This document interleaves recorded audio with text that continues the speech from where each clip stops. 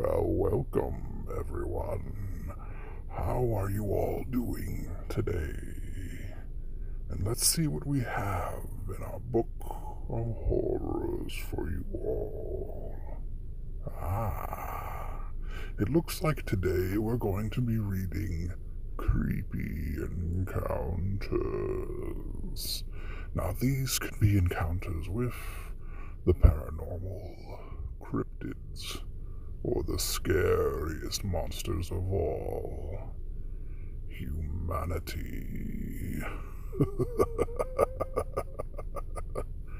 Shall we begin? This one comes from genuine information. I had this crazy vivid dream in 7th grade. I dreamt that there was a white van parked outside my house. A man got out, walked to my house, broke in, then went to my brother's room and killed him. I woke up, freaked out. It was 3 a.m. I couldn't sleep. So I went into the kitchen and turned the light on. A few seconds later, the headlights on a white cargo van outside flipped on and it sped away. This one comes from 1,000 Punches. One morning I woke up, rolled out of bed, brushed my teeth, had breakfast as usual, and then went about my day off. I lounged around the house a little bit, played my Nintendo DS, and plinked away at my guitar. A lazy morning. Suddenly, I'm driving in my car a couple towns over on my way to the Barnes & Noble. I pulled over and tried to collect my thoughts. I remembered waking up and getting ready, watering plants, cleaning stuff up in the living room, then hopping in my car. But I also remembered doing all of the stuff from that other version of that morning. So I had 2 separate days that suddenly merged into one, and I kept both memories? This one comes from Tad Dare. I only vaguely remember the incident, but one night both of my grandparents were woken up by a loud sound. My grandmother swore it was a shotgun. My grandpa said it was a car backfiring since there was no one nearby who would be shooting. We lived pretty far from anyone. They bickered over it for a bit and then went back to bed. About 15 minutes or so later, the phone rang. It was my aunt. Her husband had been shot with a shotgun by a neighbor just 20 minutes before. The thing is, they live 7 states away. This one comes from Punk Terminator. When I was about 6 or 7, my cat died. It was the first time I'd experienced death, and it really shook me up. Then about a month later, I saw my cat walk into my room, clear as day. I wasn't freaked out, and I didn't question it. I reached down to pet him, and suddenly he was gone. This happened a few more times until we got 2 new cats. Each time it happened, the fact that he was dead never crossed my mind. This one comes from Crochet Prozac. I remember the crash. My dad was T-boned in his green Nissan. I remember telling the police all about it at the scene.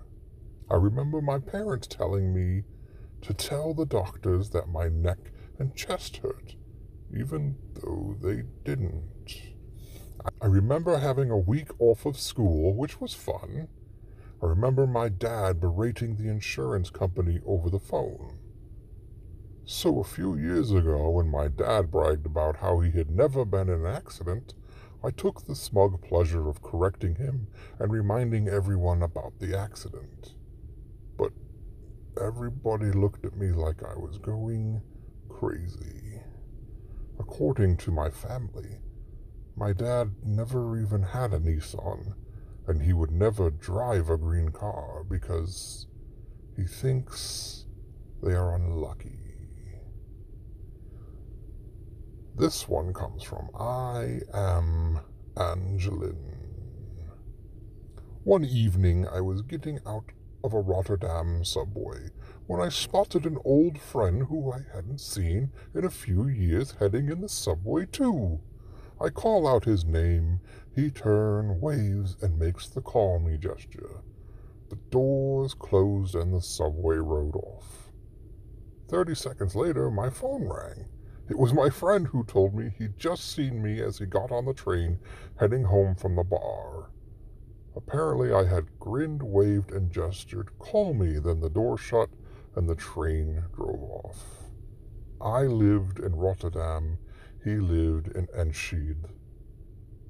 They're over 125 miles apart.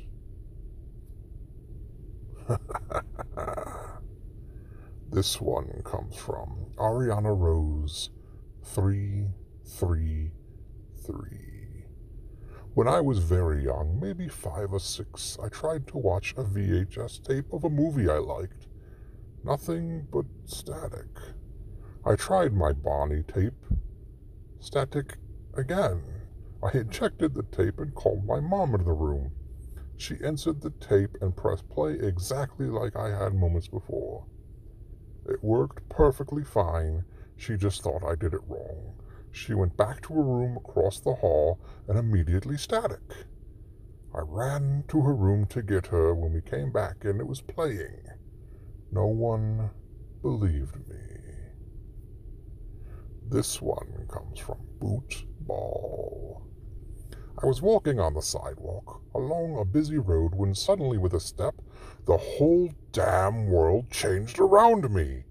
It was a crazy hot day, but suddenly it was cool and cloudy. There were only a few cars on the road and lots of people riding bicycles.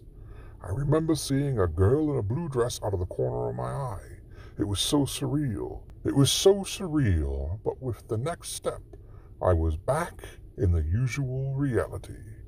To this day, I have no idea what happened. This one comes from Dumb Kitty 2. I dreamt that I was on a train that crashed. The guy in front of me was decapitated, and the train car caught on fire before plunging off of a bridge into water. I drowned. Woke up in a panic, realized I wasn't dead, and fell back asleep. Had the same dream again and again. Next day, dragging my tired butt into work, wondering why my mind decided to play a dream like a bad VCR. I passed the volunteer desk at work with its daily pile of newspapers. The evening before, a train had crashed before plunging off a bridge into a river. Later, it came out that the crash produced some horrific injuries, including decapitation. This one comes from Spirit.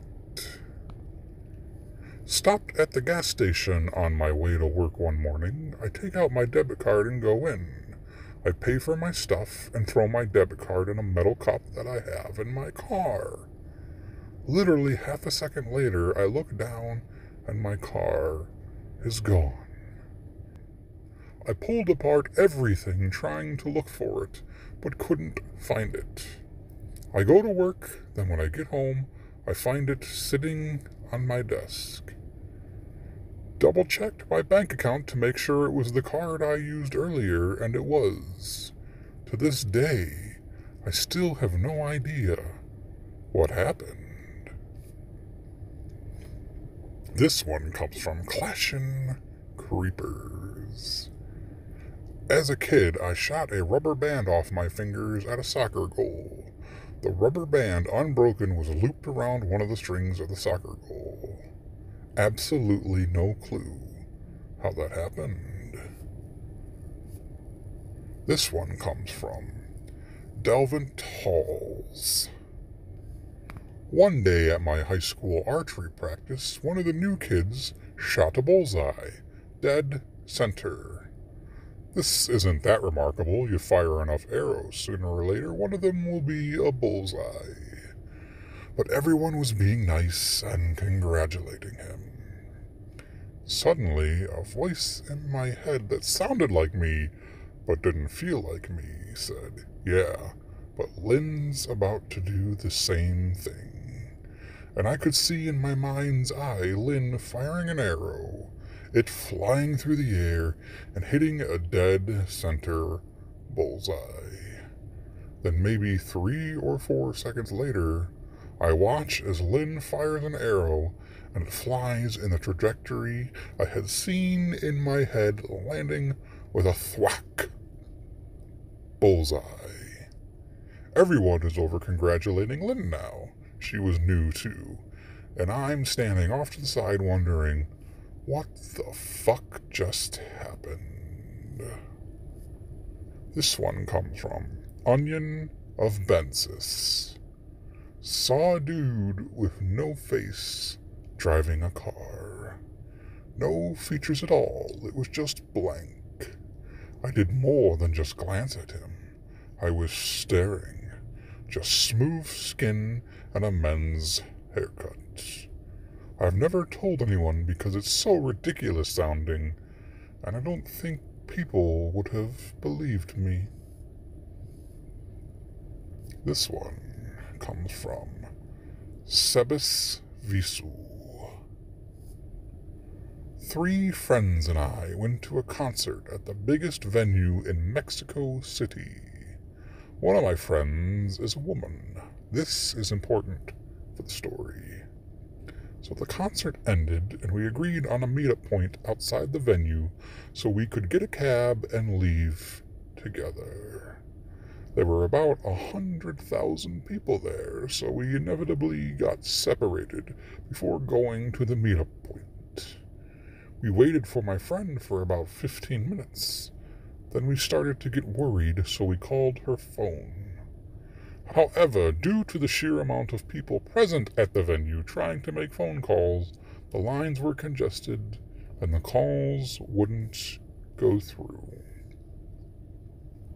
After another 10 minutes trying to reach her, I get an incoming phone call from her. She sounded extremely gloomy and sad. She said, "Hey, I'm all right. I'm already at my place. Everything is okay." I immediately got freaked out because this was impossible. She lived 2 hours away and not an hour had gone by. We were super freaked out and tried to flag some cops down because it being Mexico City, I thought she was kidnapped. Then 30 seconds after the call, she comes out of the crowd looking chill. I yell at her, asking what the hell was wrong with her.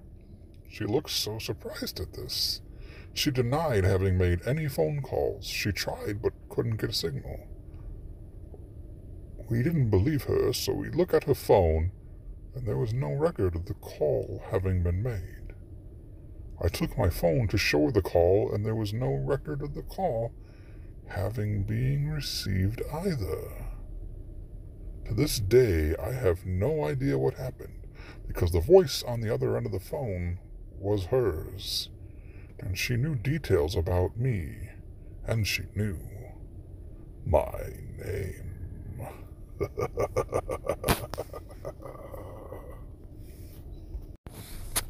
And that will end our first chapter of stories. This is the Mortician wishing you a wonderful night.